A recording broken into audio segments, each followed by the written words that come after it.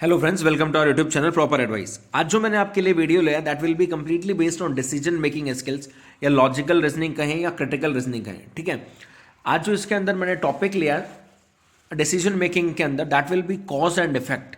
क्योंकि जनरली आपने देखा होगा कि 2 से 3 क्वेश्चन जरूर पूछे जाते हैं कॉज एंड इफेक्ट्स में से। ठीक है, इसके पहले मैंने आपको इन्फेरेंस करा रखा है, अजम्पशन करवाया हुआ है, डिसीजन मेकिंग जो कोर्स ऑफ एक्शन होता है वो करवाया है, कंक्लूजन क्या होता है, ये सब चीज़ें मैं आपको करवा चुका हूँ। तो जिन लोगों ने भी अभी तक वो वीडियोस नहीं देखे हैं, आप पहले उनको ज़रूर देखें। कुछ क्लर्क मेंस में 10 to 12 मार्क्स के क्वेश्चंस आपको डेफिनेटली इसके देखने को मिलेंगे। Why decision making is so important in bank exams? Because जब भी आप बैंक में काम करने वाले होंगे वहाँ पे आपको ऐसे ही डिसीजंस लेने पड़ेंगे। ठीक है, क्योंकि आपको हर एक जने को वहाँ पे फेस करना है। स्टूडेंट्स भी होंगे आपके पास, बच्चे भी होंगे, बूढ़े भी होंगे, ठीक है, लेडीज़ भी होंगी, और कुछ लोग बहुत ज़्यादा इंटेलिजेंट होंगे, कुछ आपसे बहुत बात करने की कोशिश करेंगे, चैटी कस्टमर्स होंगे। तो you have to take decisions accordingly. और जितना आप हायर लेवल पे पोस्ट करेंगे उतनी ज़्यादा आपकी डिसीजन पावर बढ़ती रहेगी ऑटोमेटिकली। इसीलिए बैंक एग्जाम में आपसे पूछे जाते हैं, ताकि आप लोग उनको पहले से सीखे हुए हों, तो आपको ज़्यादा काम करने में ज़्यादा दिक्कत ना है। ठीक है, तो आज जो हम वीडियो डिस्कस करेंगे that will be on based on cause and effect. Student को कॉज और इफेक्ट में दिक्कत क्या होती है, उसको पता है कि कॉज क्या है, इफेक्ट क्या है, अच्छे से पता है, लेकिन वो क्वेश्चन में इंप्लीमेंट नहीं कर पाता है। बिकॉज वो सोचने में गलती कर जाता है कि यार हमको क्या सोचना था और क्या हम सोच रहे हैं। So let's discuss on this. आवाज़ थोड़ी सी खराब है, सो सॉरी फॉर दैट, है ना। now देखते हैं कि कॉज होता क्या है। देखो, कोई भी सिचुएशन क्रिएट होती है तो उसके पीछे कोई ना कोई वजह होती है। तो उस वजह को हमको जानना है, and that is all the thing cause. To determine the cause of something, ask why it happened. ठीक है, मीन्स वो चीज हुई क्यों। हम सिर्फ इस चीज पे ध्यान देना है कि कुछ ऐसा क्यों हुआ। ठीक है ना। आज आप लोग अगर अपनी बात करें तो आप जस्ट देख सकते हैं कि आप क्यों पढ़ रहे हैं, तो उसके पीछे कोई कॉज है ना, रीजन है उसके पीछे, इसीलिए आप पढ़ रहे हैं, because you want that job. ठीक है ना।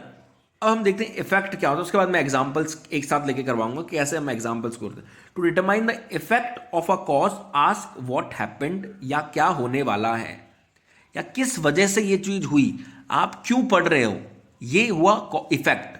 ठीक है ना, आपको जॉब चाहिए ना, इसलिए इसका इफेक्ट क्या होने वाला है। अब हो सकती है फ्यूचर में भी हो सकता है, अगर कोई चीज प्रीवियसली अकर हो चुकी है तो हमको पास्ट से रिलेट करना, इसका इफेक्ट क्या होने वाला है, आपकी पढ़ाई से क्या इंपैक्ट आपके फ्यूचर में पड़ने वाला है, ये क्या हो गया इफेक्ट। ठीक है, तो इसी के regarding now we will take some example. I hope कि आपको समझ आ गया होगा कॉज और इफेक्ट में डिफरेंस क्या है, एक्चुअल डिफरेंस क्या है, क्वेश्चंस कैसे आएंगे वो भी मैं अभी आपको बताऊंगा। So let's first move on to practical examples. ठीक है, 2 से 3 एग्जांपल मैं आपको लेके बताता हूं। ठीक है, लेट्स अज्यूम कि यहां पर कोई एरिया है, यहां पर बारिश हो गई। ठीक है, यहां पे बहुत ज्यादा बारिश हो गई। अब यहां पर बारिश हुई तो क्यों हुई, there may be something reason. हो सकता है कि क्लाउड बर्स्ट हुआ हो, या यहाँ पे बहुत ज़्यादा हॉटनेस बढ़ रही हो, हीट बढ़ रहा हो, इसलिए यहाँ पे बारिश हो गई हो। तो ये तो हुआ कॉज, सिंपल सा हुआ कॉज। ठीक है, अब बारिश की वजह से इस पर्टिकुलर एरिया में क्या इंपैक्ट पड़ने वाला है, व्हाट इम्पैक्ट, यहाँ क्या इम्पैक्ट पड़ने वाला है। जैसे बारिश की वजह से हो सकता है कि यहाँ पे एकदम नाले बहने लग जाए, हो सकता है कि बाढ़ आ जाए, तो ये सब चीज़ें हो गई इसकी इफेक्ट। तो आप ऐसे एग्जाम्पल से रिलेट करके करोगे तो कभी प्रॉब्लम नहीं आएगी। ठीक है ना। एक दूसरा एग्जाम्पल और लेते हैं। क्रिकेट टीम है, ठीक है, क्रिकेट टीम इंडिया क्रिकेट खेल रही है। ठीक है, अब इंडिया हार गई कोई match, let's assume India lost the game. अब वो हारने की वजह क्या है, तो वो क्या हो गया कॉज, वो क्या था कॉज। ठीक है, अब उस हार से इंडियन टीम की रैंकिंग पे क्या इंपैक्ट पड़ेगा, that will B an effect. उनकी ओडिया रैंकिंग पे इफेक्ट पड़ सकता है। हो सकता है कुछ जो भी उसके फैन फॉलोअर्स हैं इंडियन टीम के, वो उस फैन फॉलोइंग, अब वो अपनी फॉलोइंग कम कर दें। Reason can be anything. ठीक है, विराट कोहली अगर कोई मैच में रन नहीं बनाता है, लेट्स अज्यूम हम विराट कोहली अगर कोई मैच में रन नहीं बनाता है, तो एवरीबडी उसको क्या बोलते हैं कि क्यों इसने रन नहीं बनाए, ड्यू टू अनुष्का। ठीक है ना, यही बोलते हैं हम लोग, इन जनरल बोलते हैं कि अनुष्का की वजह से इसने रन नहीं बनाए। ठीक है, तो ये तो क्या हो गया कॉज, ये कॉज भी है और ये इफेक्ट भी है। कैसे, अब इफेक्ट किसके लिए है और कॉज किसके लिए है, गलती यहीं पे होती है। इतनी देर तक आपको कहीं गलती नहीं करेंगे। देखिए, हमने हमने क्या बोला कि अनुष्का की वजह से विराट ने रन नहीं बनाया, हमने यही सिंपल स्टेटमेंट दिया। अब हमको ये बताना है ये कॉज है या इफेक्ट है। देखो हम इस चीज को बोल रहे हैं हम लोग बोल रहे हैं विराट कोहली को, तो हमारी नजर में ये क्या है, इफेक्ट। ठीक है, कि विराट कोहली की फॉर्म नहीं, रन नहीं बनाने की वजह क्या है, अनुष्का। तो ये चीज क्या हो गई, इफेक्ट। अब अगर विराट कोहली अनुष्का को बोलता कि यार तुम्हारी वजह से मैंने रन नहीं बनाए, तो फॉर पर्टिकुलर विराट कोहली ये उसका कॉज हो जाता कि मैं रन नहीं बना पा रहा, तो ये उसके लिए कॉज हो गया। तो दोनों के अलग अलग पॉइंट ऑफ व्यू से आप देखेंगे तो सिचुएशंस अलग अलग क्रिएट होंगी। ठीक है, तो आई होप कि आपको समझ आया होगा कैसे हम चीज़ों को ईजिली डील कर सकते हैं। ऐसे ही प्रैक्टिकल एग्जांपल अगर मैं लूँ, मान लीजिए कोई रिजल्ट आया आपका, ठीक है, अभी जैसे IBPS क्लर्क मेंस का रिजल्ट, क्लर्क का प्री का रिजल्ट आया, ठीक है, या मैं बोलूँ कल कैनरा बैंक का रिजल्ट आया, कैनरा लेटेस्ट ले लेते हैं, है ना, कैनरा बैंक का रिजल्ट आया। अब कैनरा बैंक में अगर आपका सिलेक्शन हुआ है, ठीक है, तो उसकी वजह क्या है, that is cause, why it happened, तो वो क्या हो गया, कॉज। हो सकता है आपने चारों सब्जेक्ट अच्छे किए हो सकता है कोई 3 सब्जेक्ट अच्छे किए हो, तो ये तो हो गया कॉज। अब उसका इफेक्ट क्या है, आप सेलेक्ट हो गए, उसका इफेक्ट क्या है, you will be getting a second chance. तो ये क्या हो गया, मतलब इंटरव्यू फेस करने का चांस मिलेगा, so that you will be near to your selection. तो ये चीज क्या हो गई, इफेक्ट हो गया। उस रिजल्ट का क्या प्रभाव पड़ा, तो ये नॉर्मल चीज हो गई कि ये उसका इफेक्ट क्या पड़ा, और उस रीजन की हुआ किस वजह से, that is known as cause.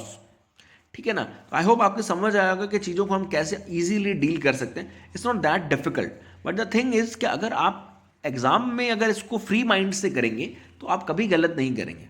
Student गलती क्यों करता है, डिसीजन मेकिंग क्वेश्चन, जो भी 10 से 12 क्वेश्चन आपको देखने को मिलेंगे, एंड हो सकता है कोई ना कोई क्वेश्चन आपको वहां पे 2-2 मार्क्स के जरूर देखने को मिले। स्टूडेंट कॉन्फिडेंस नहीं रखता है, कॉन्फिडेंट नहीं होता है कि यार मैं इसमें गलती कर दूंगा, इसलिए वो छोड़ता है। बट द थिंग इज, आप गलती क्यों कर रहे हैं, आप अगर उस वजह को पकड़ लेंगे तो आपको कभी प्रॉब्लम नहीं आएगी। द थिंग इज कि आप पहले क्या करते हैं, पहले अगर आप पजल करोगे तो फिर आप पजल्ड ही रह जाओगे। अब देखो, पजल से भी मैं एग्जांपल आपको बताता हूं। अब आपने पहले पजल किया, ठीक है, लेट्स अज्यूम आपने पहले पजल किया, you invested your 6 to 7 minutes in that particular puzzle. ठीक है, मान लो वो आपसे नहीं हुआ, you are not able to solve that. ठीक है, तो ये तो क्या हो गया, मैंने पजल किया, ठीक है। अब देखो, इस पजल अगर ये आपसे नहीं होता है तो इसका इंपैक्ट क्या हो सकता है, इसका इफेक्ट कितना खतरनाक हो सकता है, यू नो दैट। अगर आपसे नहीं बनता है तो, अगर बन गया तो आप प्लस मार्क्स गेन करोगे, नहीं बनेगा तो एक चीज आप उसमें माइनस मार्क्स, आपका टाइम खराब हुआ, पहली बात टाइम खराब हुआ। The most important thing, second में क्या होगा, आप आगे आने वाले क्वेश्चंस को भी ढंग से नहीं कर पाओगे। तो ये चीज क्या होगी, उसका इफेक्ट हो गया। आपने पजल क्यों किया था, क्योंकि आपको पजल अच्छे से आता था, ये क्या हो गया, कॉज। इफेक्ट क्या हो सकता है आप पॉजिटिव मार्क्स गेन करें, हो सकता है नेगेटिव करें, हो सकता है कि आपके आने वाले सब्जेक्ट्स में भी आपको प्रॉब्लम आए, या आने वाले क्वेश्चंस में भी आपको प्रॉब्लम आए। तो ये चीज क्या हो गई, इफेक्ट। तो ऐसे चीजों को डील करोगे तो कभी प्रॉब्लम नहीं आएगी। कुछ स्टूडेंट बोले थे कि सर आपने लास्ट जो वीडियो अपलोड किया था that was of statement assumption and inference का, मैं उसके एग्जांपल्स आपको इसमें भी वापस बता रहा हूं। ठीक है, अच्छे से समझना, कभी भी अजम्पशन का क्वेश्चन आए तो 2 सिचुएशन क्रिएट होंगी। एक, आपने क्या अज्यूम किया, एक जो डिसाइडिंग अथॉरिटी है उसने क्या अजम्पशन किया। तो फर्स्ट ऑफ ऑल क्वेश्चन को ढंग से पढ़ना है, उसके बाद आंसर करना है कि मुझे कौन से अजम्पशन की बात कर रहा हूं। अगर गवर्नमेंट कोई स्टेप उठाती है, ठीक है, मैंने आपको पहले भी एग्जांपल दिया था, गवर्नमेंट ने मान लो कोई भी स्टेप उठाया, जैसे अभी छोटी सी बात करते हैं हम, गवर्नमेंट में उर्जित पटेल ने ही रिजाइंड, ठीक है, उर्जित पटेल ने क्या दिया, अपना रेजिग्नेशन दिया। अब पहला अजम्पशन आप अपने पॉइंट ऑफ व्यू से देखेंगे या उर्जित पटेल के पॉइंट ऑफ व्यू से। क्वेश्चन में खुद बोलेगा कि वाई उर्जित पटेल ने रेजिग्नेशन दिया, आपको उसके पीछे अजम्पशन। अब आप अजम्पशन में कुछ भी बता सकते हैं कि आरबीआई और गवर्नमेंट के बीच में कन्फ्लिक्ट चल रहा है, उर्जित पटेल को पढ़ाने का मन हो गया, उर्जित पटेल को अब मज़ा नहीं आया पॉलिटिक्स, मतलब आरबीआई के गवर्नर के तौर पर। तो ये सब चीज़ें आपकी हो गई, तो ये तो क्या हो गया, अजम्पशन। ठीक है, ये हमारे नज़रिए से अजम्पशन हो गया। और एक्चुअल अजम्पशन अगर वो पूछें आपसे तो जो आपको उस टाइम सूटेबल लगे उन पर्टिकुलर ऑप्शंस में आपको वो टिक करना है। ठीक है, अब हम बात करते हैं इन्फरेंस की, सेम इसी एग्जांपल से। इन्फरेंस का मतलब क्या होगा? अजम्पशन में आप कुछ भी अज्यूम कर सकते हैं, you have the free liberty to assume anything, but that should be relevant to that particular topic. लेकिन इन्फरेंस की बात कर, अगर उर्जित पटेल खुद एक स्टेटमेंट दे के रिजाइन करते कि due to this and this I am resigning, तो यहां पर सिर्फ एक ही निष्कर्ष निकलता कि उर्जित पटेल ने इसलिए इस्तीफा दिया। ठीक है ना? इंडिया सीरीज जीता अभी ऑस्ट्रेलिया से 2-1 से। ठीक है, ऑस्ट्रेलिया वाले, अगर आप ऑस्ट्रेलियन पॉइंट ऑफ व्यू से देखें तो वो लोग क्या सोचेंगे कि हम सीरीज क्यों हारे, यही सोचेंगे। तो ये सब ऑस्ट्रेलियंस की क्या होगी, अजम्पशन हो जाएगा कि यार उसमें स्टीव वॉन नहीं, जो भी टॉप प्लेयर्स थे, स्टीव स्मिथ नहीं था, वो नहीं थे। ठीक है, तो ये सब चीजें उनकी क्या हो जाएंगी, अजम्पशंस हो जाएंगी कि यार हमारी टीम अच्छा नहीं खेली, ये भी एक अजम्पशन है। ठीक है ना? बट एक्चुअल रीजन, मान लो जो भी ऑस्ट्रेलिया का कैप्टन था उसने स्टेटमेंट दिया कि हम लोगों ने टीम एफर्ट नहीं किया, हम लोगों ने टीम एफर्ट नहीं किया। फिर मीडिया बोलता है कि ऑस्ट्रेलियन टीम ने टीम एफर्ट नहीं किया इसलिए ऑस्ट्रेलियन टीम हारी। तो यहां पर यह स्टेटमेंट क्या होगा, इन्फेरेंस। तो चीजों को अच्छे से डील करोगे तो कभी प्रॉब्लम नहीं आएगी। ठीक है ना? लेकिन आप उस चीज को अगर कॉम्प्लिकेटेड वे में सोचोगे तो हमेशा वो प्रॉब्लम क्रिएट करेगा। द थिंग इज कि डिफिकल्ट नहीं है चीजें, सो आपके सोचने का नजरिया होना चाहिए। आप फ्री माइंडेड, ये जो भी डिसीजन मेकिंग स्किल्स हैं, या फ्री माइंडेड तरीके से करेंगे तो कभी गलत नहीं करेंगे। लेकिन आप टाइम नहीं देंगे, इन पर्टिकुलर क्वेश्चंस को टाइम चाहिए रहता है। 1 मिनट आप इसमें अपना इन्वेस्ट करें, डेफिनेटली क्वेश्चन होगा। कुछ क्वेश्चन जो 2 मार्क्स का क्वेश्चन, आप उसमें थोड़ा ज़्यादा टाइम दें, 1.5 मिनट देने की कोशिश करें। लेकिन अब आपके पास 10 ही मिनट बच रहे हैं और आपको 12 क्वेश्चन करने हैं, ये वाले, बाकी तो आप सब कर चुके हैं जितना भी आपने किया। अब 10 क्वेश्चन में सिर्फ यही 12 क्वेश्चन बच रहे हैं, तब आपको प्रॉब्लम आएगी। और अगर आप स्टार्टिंग में इन 10-12 क्वेश्चंस के लिए 15 मिनट अपने दे देते हो तो you are getting this much of marks. और बिसाइड्स दैट आप बाकी पजल्स करके भी आप स्कोर नहीं कर पाओगे अगर आपके उस पर कमांड इतनी अच्छी नहीं है तो। इसलिए जिन लोगों ने अभी तक प्रीवियस मेरे वीडियोस नहीं देखे हैं डिसीजन मेकिंग के, वो आप देखें, सीखें चीज़ों को कि कैसे हम इजीली डील कर सकते हैं। सारे वीडियोस देखोगे तो आपको ज़्यादा अच्छे से समझ आएगा। और जो मैंने सीक्वेंस आप लोगों को प्रोवाइड किया उसमें आप देखेंगे तो कभी प्रॉब्लम नहीं आएगी, क्योंकि पहले वीडियो में ही मैंने आप लोगों को ये बताया कि कैसे इसकी प्रैक्टिस की जा सकती है। क्वेश्चंस की प्रैक्टिस करने से आप डिसीजन मेकिंग स्किल्स में कभी अच्छा नहीं कर पाओगे। आप खुद ही, जैसे मैंने अभी क्या लिखा है, हेडिंग क्या है मेरा, प्रैक्टिकल एग्जांपल्स। आप प्रैक्टिकल एग्जांपल्स को ही चीज़ों को डील करें, आप कर पाएंगे अच्छा, फॉर श्योर। आई होप आपको समझ आया होगा कैसे हम चीज़ों को ईजिली डील कर सकते हैं। And do watch all the videos जो भी मैंने अपलोड किए हैं पीछे इस क्रिटिकल रीजनिंग या लॉजिकल रीजनिंग या डिसीजन मेकिंग स्किल्स पर। और जिन लोगों को भी डेटा सफिशिएंसी, काफ़ी स्टूडेंट्स के कमेंट थे कि सर डेटा सफिशिएंसी प्रॉब्लम आती, उसके रिगार्डिंग मैंने वीडियो कल भी अपलोड किया था। और पहले जो 5 से 6 वीडियोस अपलोड किए हैं आप उनको देखें, आपको समझ आएगा कि डेटा सफिशिएंसी को हमको विदाउट पेन हम कैसे ईजिली कर सकते हैं। ठीक है, और जिन लोगों को भी कैसलेट डीआई वगैरह में दिक्कत आती है, आप पीछे वाले वीडियोज़ देखें, आपको प्रॉब्लम नहीं आएगी। But the main thing is कि आपका सिलेक्शन ऑफ क्वेश्चन बहुत अच्छा होना चाहिए, क्योंकि आपके सिलेक्शन ऑफ क्वेश्चन पे ही आपका सिलेक्शन डिपेंड करता है। This exam is not only for selection, ये पहले रिजेक्शन का प्रोसेस है। बिकॉज हर एक क्वेश्चन आपको बीच में ऐसा पुटअप कर देगा कि यार आप उसमें अटक जाओगे। कोई भी क्वेश्चन ऐसा पुट कर दिया बीच में जिसमें आप अटक गए, it means you are out of the frame. ठीक है, तो रिजेक्शन का प्रोसेस पहले है, देन सिलेक्शन का प्रोसेस है। तो हर एक क्वेश्चन इस अकॉर्डिंग सेट किया होता है कि आधे कुछ स्टूडेंट्स ऑटोमेटिकली बाहर होते रहें।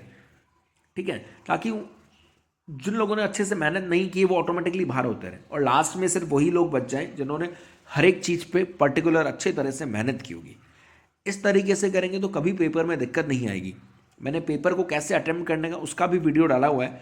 ठीक है, ऊपर इन्फॉर्मेशन बुकलेट में यहाँ देखेंगे तो आपको मैं वीडियो का लिंक प्रोवाइड कर दूंगा। आप वहाँ से 3-4 जो भी वीडियोज़ मैं दूंगा आप उनको भी देख सकते हैं। Do share with your friends as well, ताकि उनको भी समझ आए कि एग्जाम में क्रिटिकल रीजनिंग का कितना इंपॉर्टेंस है और कितना इजीली उनको डील किया जा सकता है। And if you haven't subscribe the channel yet, do subscribe it, share with your friends. Because if something is beneficial for you, then it will surely benefit your friend as well. Thank you very much. Thank you.